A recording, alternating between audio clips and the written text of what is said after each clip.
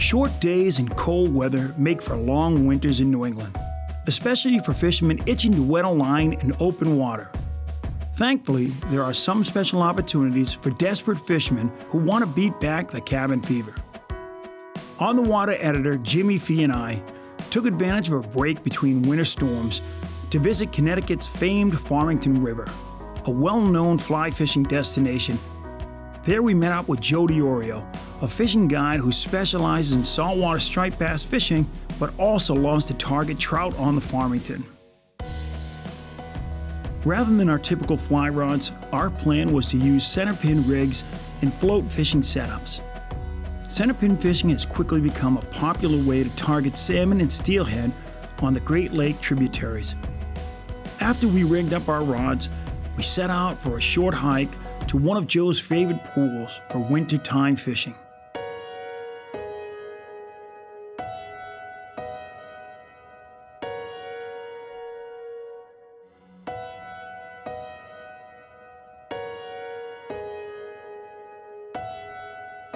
So Joe, everything has names.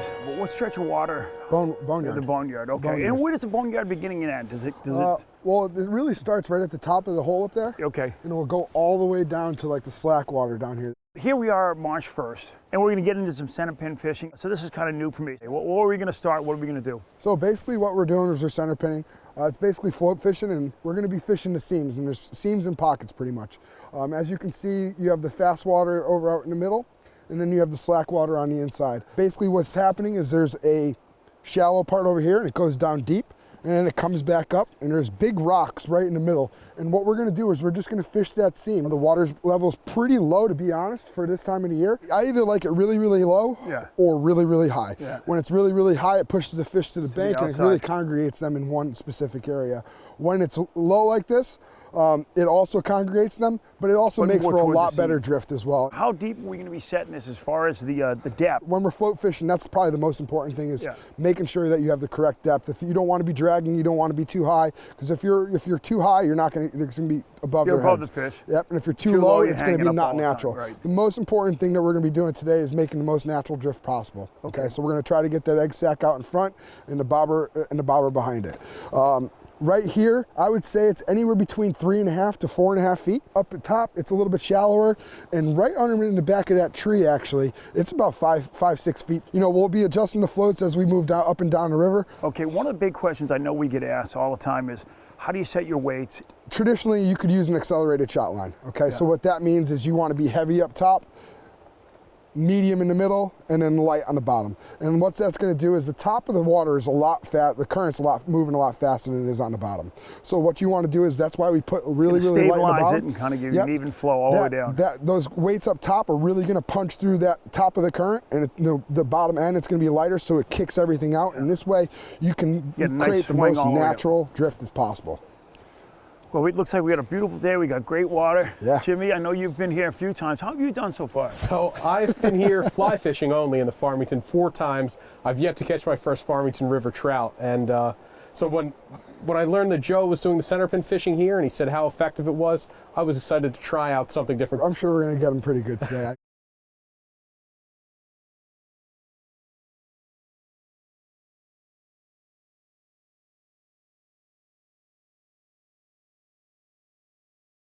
When you're casting, your hand is the guide. It's just a very, very easy motion. You're starting here, you're going here, and like I said, you're keeping that line 90 degrees off of that spool. Okay. And it's going to come right off the top of the spool. Some people use like an O to go through the thing. I know Andy was trying to teach me that. And some people use an O, other people use just the side of their hand. Whatever works best for you. All right, I'm going to jump up ahead. Go right ahead. You're good right there. So to hook these, I'm going to go through one of the eggs just to pop it, and that's going to get some of the scent out there in the water to help attract the trout. But for the most part, you want to keep the eggs intact, and you're going to want to check this every few drifts to make sure the eggs aren't white or washed out, because once they are, it's not fishing effectively anymore. So you want to make sure you've got an egg sac that's looking good. The eggs are nice and bright orange. Always takes me a little bit to get used to casting these again.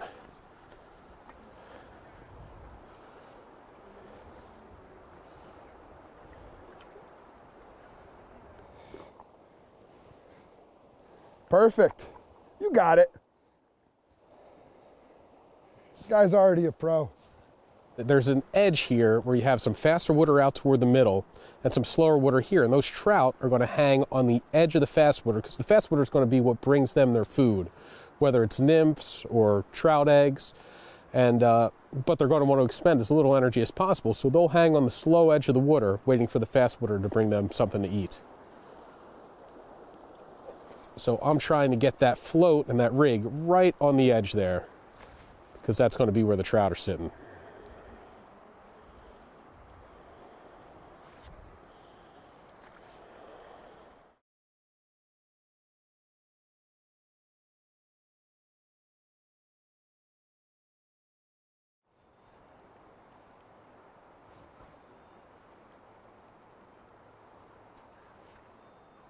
Joe, you get a nice fish on these. You just kind of cup your hand underneath it like that and let that be a drag. But yeah, Right underneath. Either that or I use this hand. Yeah. I use this hand Here a we lot go. to control the way the fish Give me is tight. running.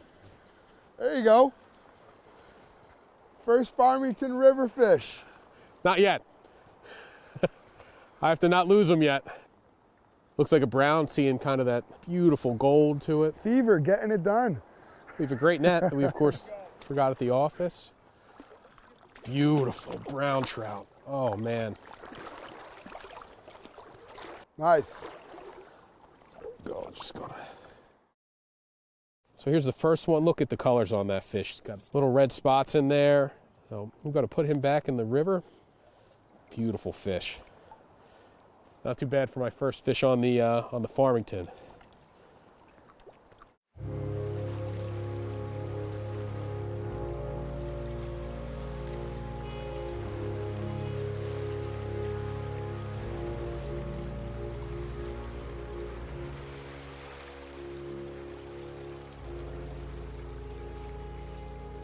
So that fish was on white, and it's, I always think it's a little more fun when you have to dial them in a little bit. You know, started out, had to find the right depth, then messing around with the color, and then finally made it work. And I think the key right now, the fish don't seem to be holding on the close edge of that fast water and slower water. They seem to be on the far side, which is where that brown was. So I'm going to try to get another cast out there and see if there's a few more in there. Man, they're pretty fishing here. Yeah, right? That's pretty cool. Here, why don't we head down this way? All right. Don't have to ask me twice. We'll go low hole Jimmy. Now you have to fill us in the lingo. What does low hole mean? We're going below the person below you and stealing their drift away from them. So that's how they do it on the Farmington, huh? That's the etiquette here. The best thing about today is we can low hole each other all day long. Oh boy. Just don't tell my wife. So as you can see. So right there, as it kind of hit there, that's the place where it dropped. Yeah, that's perfect. That's actually 4 to 5 feet. And I think there's one section back there that's about 6 feet deep. I wasn't bending it enough. Yeah, so it dropped twice in the same spot. I wasn't sure if the first one was bottom, but now I'm pretty sure it was a fish. Definitely was probably a fish. A lot of the center pin specific rods are designed with guides. You know, you have the thinner, these are, actually I think this doesn't have recoil guides, but it's got thinner guides that are set further out from the blank, especially toward the tip, and that's going to minimize icing because you are doing this in the coldest times of the year. You know, the water temperature is mid-30s, the air temperature is colder than that, so you do deal with quite a bit of icing. And there are a couple ways to mitigate it. One way to keep the icing to a minimum, some guys will spray PAM or cooking spray onto their guides, and that helps. There's really no difference between, tackle for upstate New York and for here. You could use a 13-foot rod, or you could use a 9-foot rod. I like to use a 9-foot rod just because the stream's a little bit smaller, a little bit easier to cast. Some of the times we're walking through some highly wooded areas, so the smaller rod definitely makes it a lot easier. You know, with my center pin, it's spooled up with 10-pound to 12-pound Maxima Ultra Green. A lot of guys like to use the high vis line, so this way they could see the line in the water. It goes out really easy. There's no resistance. Yeah.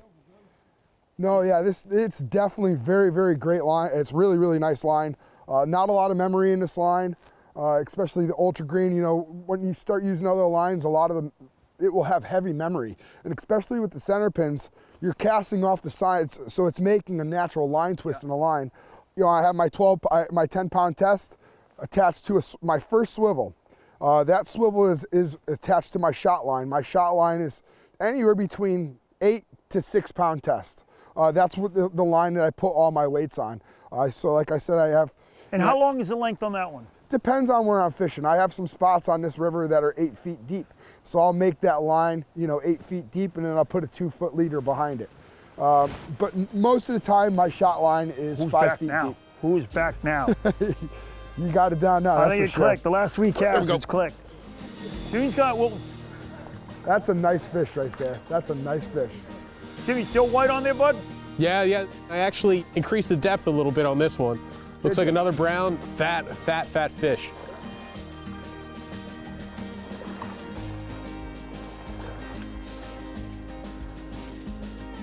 Another nice thing about the long limber rods is they'll protect the leader. You kind of, that's a pretty brown.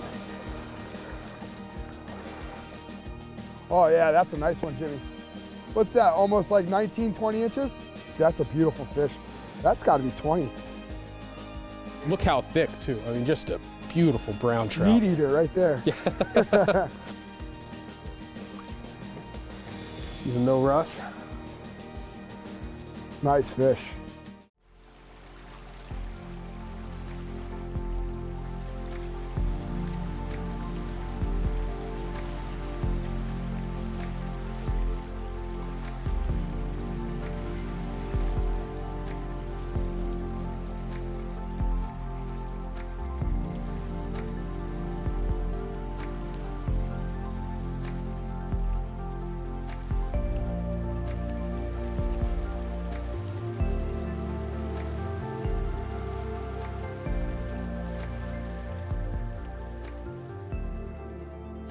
Yeah, they're definitely taking a little bit to wake up this morning. And Joe said it could be a couple things. Could be the cold night and they're just waiting, you know, the water temperature, even if it clicks up just a couple degrees, that could be enough to get them feeding. Or he said the thing that might have put the bite off a bit was a recent drop in the water level.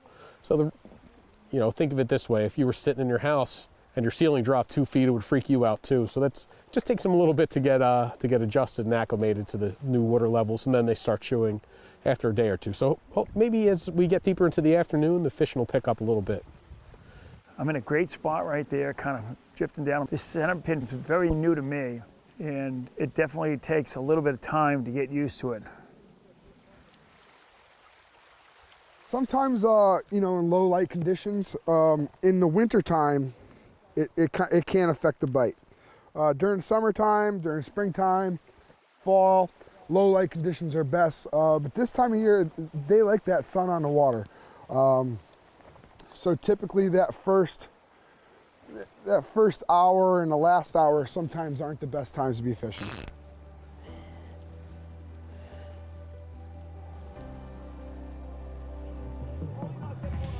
Oh. Starting to happen, boys. Not for everyone, but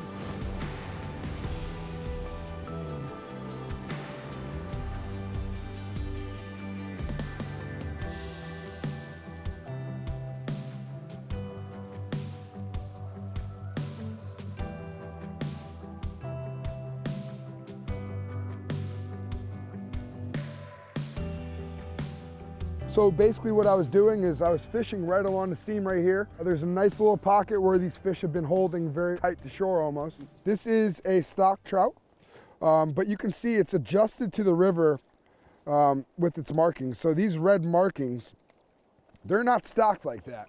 They adjust to the river. That's how they get those colors. That's maybe 20 inches. Let's let this guy go. There he goes.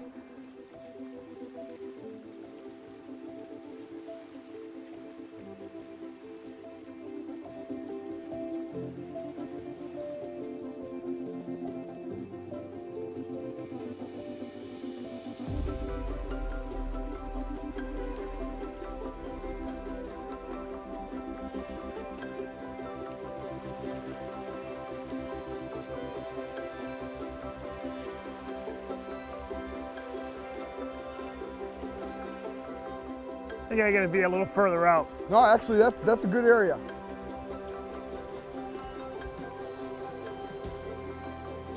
Oh yeah, there you go. There you go, you got him. About time.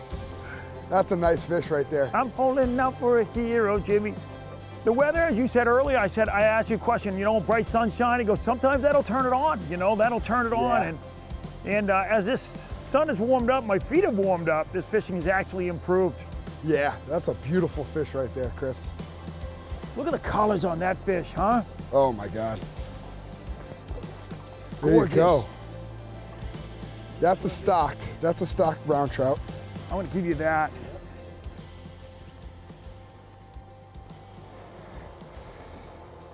Perfect. Very similar to the last one you had. And you said earlier that this is about that 20-inch spot, you know? Yeah. Like, look at the colors on that. Look at the dark brown, the dark black spots. That is amazing. That right there. Finally broke the ice, literally broke the ice off of my guy earlier. And That's beautiful. I'm gonna let this guy go. That's a heck of a fish right there. Oh, that's Chris. awesome, Joe, huh? After another hour fishing, we tied into one more brown trout before Joe signaled it was time to try a new location farther downstream. With our gear packed, we hiked the snowy trail back to the truck and then closely followed Joe to a spot he predicted would hold more hungry trout.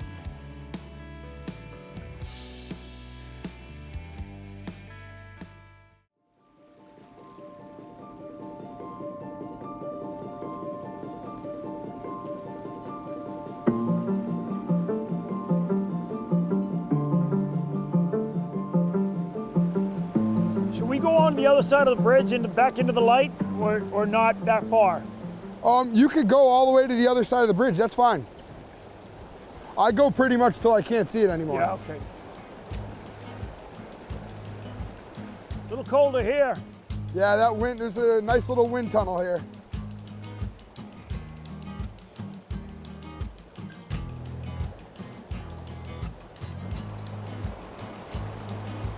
Nice. That might be a rainbow. It's a good brown, huh? Rainbow. Oh, rainbow, nice. Yeah. Oh, quick on and off. Rainbow, Yeah, huh? yeah, nice rainbow. Yeah, this spot we catch a lot more rainbows because they sit in the faster water better.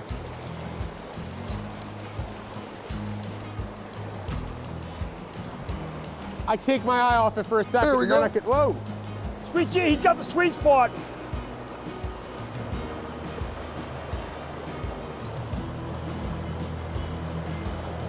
Nice. Yeah.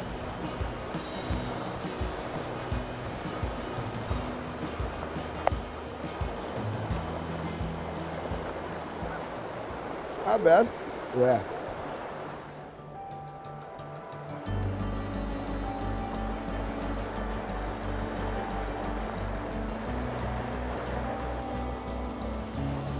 I'm going over to the land of big fish. Is it all about the same depth going over? Yeah, pretty much the same depth. Just the current a little stronger? Current's tiny bit stronger. Eep. You do have, Chris, if you aim for the green parts, it's a little bit cushy. You feel like you get a good grip on it.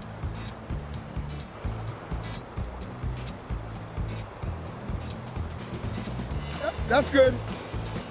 You can go there or down further, wherever you want.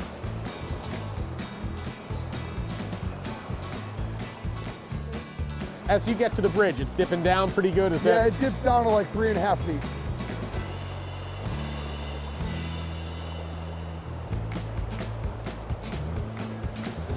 I'll hang here. You guys, Oh, you can go over there. that's all right. There's plenty of room. Yeah, basically right in front of you Yeah. is like one of the sweet spots.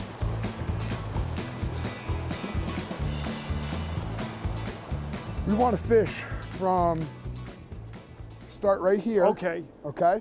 And we're going to fish all the way down to where our bobbers Into the stop. soft water. Okay. Right around there.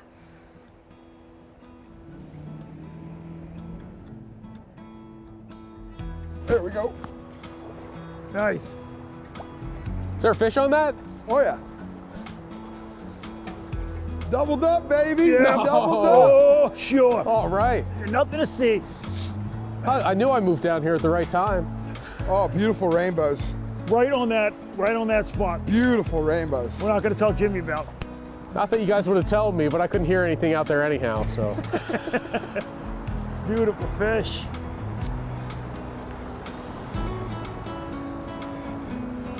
Look at that. Look at the colors on that. You know what? That could be wild. They didn't chop the adiposa fin. Chris, is that a brown you Yeah, I have got there? brown. Nice. Brownie. Come on, fella. That's a nice fish. Nice. We're in them, boys, now. We're in them. Oh, So yeah. were you guys getting some hits before that? Oh, no, who knows these And things? trying to signal me by, or no? No? Just gonna let me sit That's out another. there. That's very similar to the other one. That 18, 19-inch fish stalked. That's been gorgeous fish, guys. You know, I was losing it under the shadow lines there, my indicator, and just coming over here gives it a different profile. A little different profile. Also, these fish are sitting right in that slack water. Fishing the bridge proved to be exceptionally productive. We managed to catch nearly a dozen trout on that single stretch of water. There we go. There it is.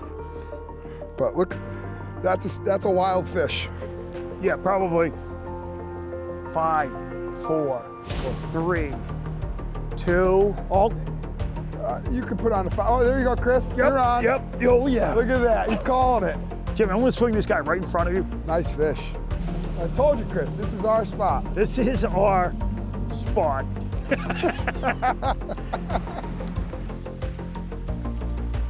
Joe had one final spot in mind, just downstream a few miles.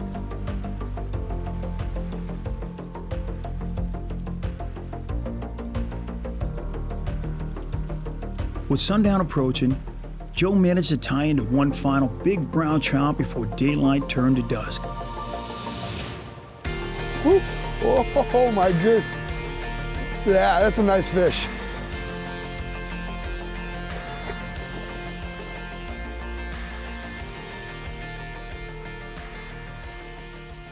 For anglers itching to wet a line and beat back that cabin fever, it's worth seeking out this hidden gem in the heart of Connecticut.